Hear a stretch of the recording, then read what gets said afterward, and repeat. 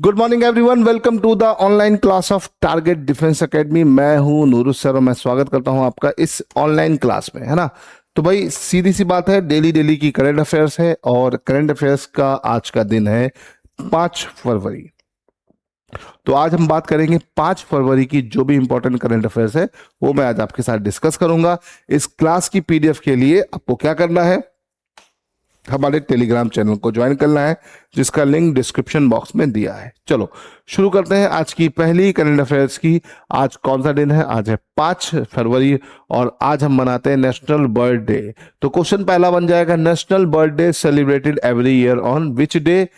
तो भैया आपका 5 फरवरी को हम हर साल मनाते हैं नेशनल बर्ड डे, इसे ध्यान रखिएगा।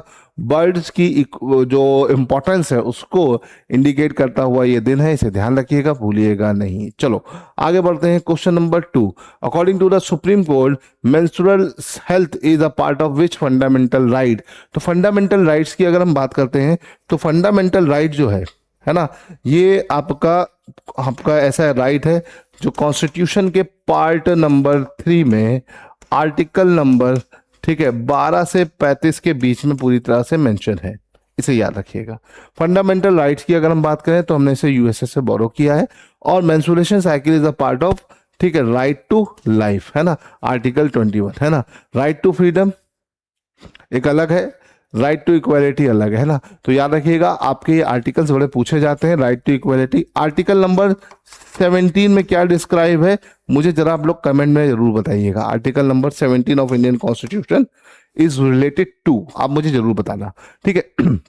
राइट टू लाइफ आर्टिकल 21, ठीक है, याद रखिएगा। सुप्रीम कोर्ट ने इस चीज के बारे में बोल दिया है कि भैया ये राइट टू लाइफ के अंदर आता है फंडामेंटल राइट, तो ऐसी चीजें सिस्टम में एग्जिस्ट करनी चाहिए। चलो आगे बढ़ते हैं। क्वेश्चन आता है 16 फाइनेंस कमीशन, है ना। देखो फाइनेंस कमीशन एक कॉन्स्टिट्यूशनल बॉडी है, इसे याद रखिएगा, कई बार क्वेश्चन आता है फाइनेंस कमीशन से रिलेटेड, है ना। तो याद रखना फाइनेंस कमीशन, ठीक है। फाइनेंस कमीशन जो है बेटा, फाइनेंस कमीशन आर्टिकल 280 के अंदर डिस्क्राइब्ड है and it is a constitutional body जो 5 साल के लिए बनाई जाती है राष्ट्रपति के द्वारा, है ना। और इसका कोई ना कोई एक चेयरमैन होता है। अभी 16 फाइनेंस कमीशन ने अपनी रिपोर्ट सबमिट की है ना। फाइनेंस कमीशन का काम क्या होता है? टैक्स डिस्ट्रीब्यूशन करना सेंटर और स्टेट के बीच में। और जो रिपोर्ट सबमिट की है उस फाइनेंस कमीशन का चेयरमैन कौन है? डॉक्टर अरविंद पंगड़िया, है ना। एनके सिंह जो थे वो 15 फाइनेंस कमीशन के चेयरमैन थे, है ना, इसे ध्यान रखिएगा। तो ये इंपॉर्टेंट पॉइंट है। अब आप मुझे कमेंट में बताना फर्स्ट फाइनेंस कमीशन के चेयरमैन कौन थे, ठीक है। फाइनेंस कमीशन का मेन काम क्या होता है? फाइनेंस कमीशन का मेन काम होता है टैक्स डिस्ट्रीब्यूशन करना सेंटर और स्टेट के बीच में, है ना। जो भी टैक्स आप देते हो, है ना, आप डायरेक्ट इनडायरेक्ट फॉर्म में बहुत सारे टैक्सेस देते हो, तो वो जो टैक्स सरकार वसूलती है उसी से ही देश चलता है, इसे ध्यान रखिएगा, ठीक है।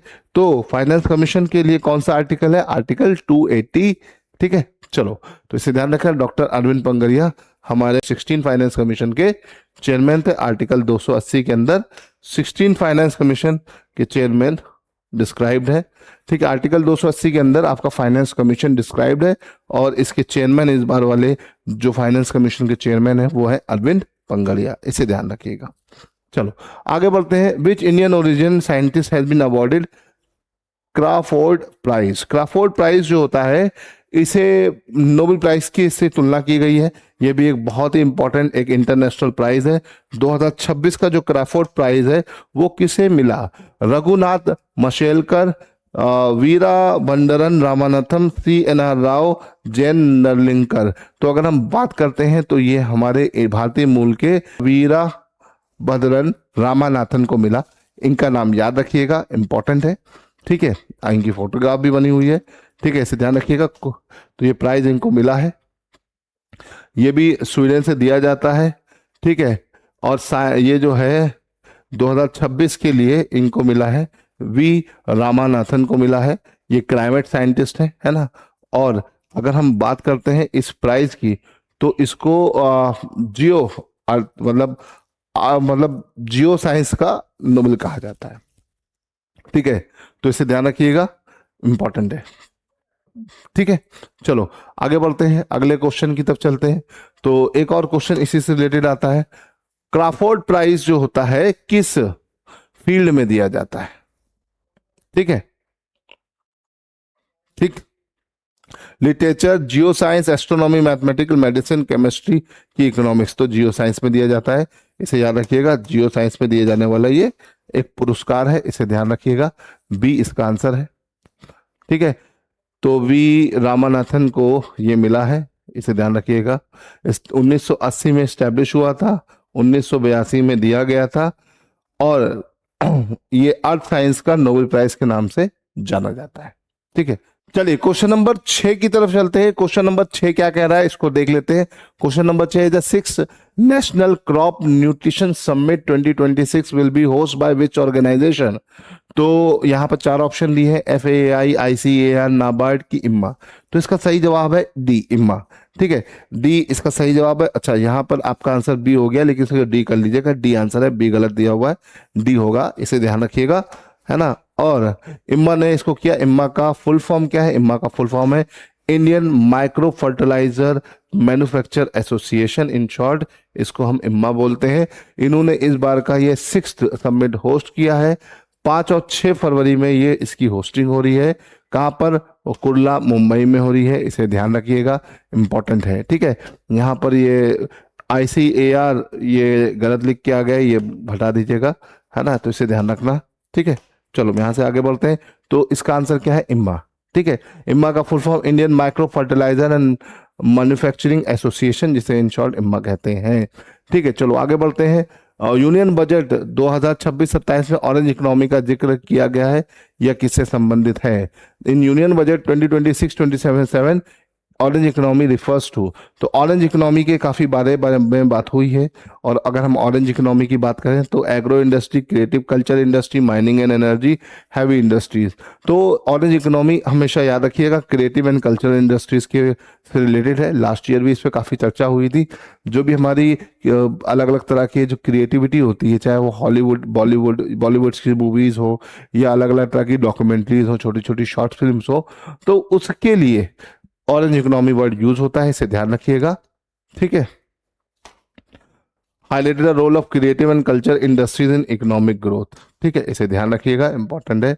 ठीक है, चलो यहां से आगे बढ़ते हैं।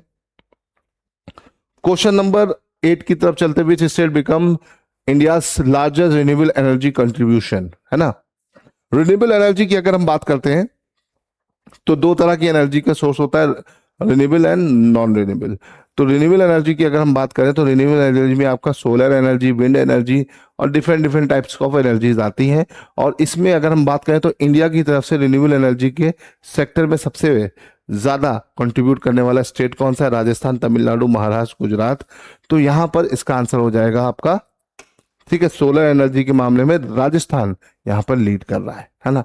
और सोलर एनर्जी ही लीडिंग एरिया है, तो याद रखिएगा राजस्थान है emerge as the Indian leading stage in renewable energy capacity, specially in solar and wind project. याद रखिएगा सोलर और विंड प्रोजेक्ट दोनों में राजस्थान यहाँ पर क्या कर रहा है? लीड कर रहा है, जिसकी वजह से राजस्थान की रिन्यूएबल एनर्जी कैपेसिटी काफी ज्यादा हो गई है, इसे ध्यान रखिएगा। ठीक है, फिर ये बड़ा इंपॉर्टेंट क्वेश्चन है, ये आपके पेपर में आ सकता है।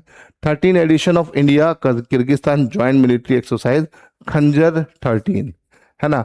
तो यहाँ पे क्वेश्चन कई तरह से पूछा जा सकता है। ये यहाँ पे पूछा जा रहा है कि ये एक्सरसाइज हेल्ड इन, है ना, विल बी हेल्ड इन, कहाँ पर होगी, है ना, हेल्ड एट है ना। तो हेल्ड एट ये पूछा जा रहा है कि खंजर जो 13वीं एडिशन है, ठीक है, वो कहाँ पर होगा। ठीक है, ये किसके बीच होता है? इंडिया और किर्गिस्तान में होता है, के बीच होता है। किर्गिस्तान का कैपिटल क्या है भाई? इसका कैपिटल है बिश्केक, लेकिन ये बिश्केक में नहीं हुआ है, ये इस बार हुआ है इंडिया में। इंडिया में मीसामारी एक एरिया है, असम में पड़ता है, वहां पे हुआ है। तो खंजर 13 एक आपकी एक्सरसाइज है, वो भारत और किर्गिस्तान के बीच में की जाती है। ये इसका 13वां एडिशन है, इसे ध्यान रखिएगा। और मोटे मोटे पॉइंट्स जो है, ये कब स्टार्ट हुई? 2011 में। लास्ट ईयर 2025 में टोकमोक में इसका आयोजन हुआ था। इस बार इसका जो एक्सरसाइज है वो कहाँ पर होनी है, असम में होनी है, इसे ध्यान रखिएगा। भारत और किर्गिस्तान के बीच में होने वाली ये एक्सरसाइज है। फिर आते हैं क्वेश्चन नंबर 10 की तरफ। Who become the first women appointed to AAI board as a member HR, है ना। एयरपोर्ट अथॉरिटी ऑफ इंडिया की पहली महिला HR कौन बनी? निवेदिता दुबे, शोभा रानी, मीरा कुमार, अंजलि शर्मा। तो इसका आंसर हो जाएगा निवेदिता दुबे बनी इसकी पहली महिला सदस्य, इसे ध्यान रखिएगा। ठीक है, 1995 में इन्होंने एयरपोर्ट अथॉरिटी ऑफ इंडिया को ज्वाइन किया था, और एयरपोर्ट अथॉरिटी ऑफ इंडिया बनी कब थी? वो भी 1995 में बनी थी। इसका हेडक्वार्टर आपका राजीव गांधी भवन, न्यू दिल्ली सफदरगंज एयरपोर्ट के पास है, और इसके करंट चेयरमैन कौन है? विपिन कुमार है, इसे ध्यान रखिएगा। तो इनको ध्यान रखिएगा, निवेदिता दुबे जी यहाँ की पहली महिला मेंबर बन गई हैं। ठीक है, याद रखने वाली सब चीजें हैं, अगर आप याद रखोगे तो काफी सारी चीजें आपकी क्लियर रहेंगी। तो आई होप कि आपको आज की क्लास समझ में आई होगी। टॉप 10 करंट अफेयर्स के फॉर्म में हम आपको फटाफट करंट अफेयर्स दे देते हैं ताकि आपको चीजें एकदम क्लियर हो जाए। आई होप कि आपको ये सारी चीजें धीरे धीरे समझ में आ रही है। इसी तरह की और अपडेट पाने के लिए आपको क्या करना है, हमारे टेलीग्राम चैनल को ज्वाइन कर लेना है। वहां पर आपको A to Z सारी अपडेट मिलेंगी, प्लस प्लस एक इंपॉर्टेंट चीज क्या है कि भाई इसकी PDF भी वहीं पे मिलेगी। ठीक है, चलो फिलहाल आज के लिए इतना रहने देते हैं, मिलेंगे अगली क्लास में। टिल देन गुड बाय, जय हिंद।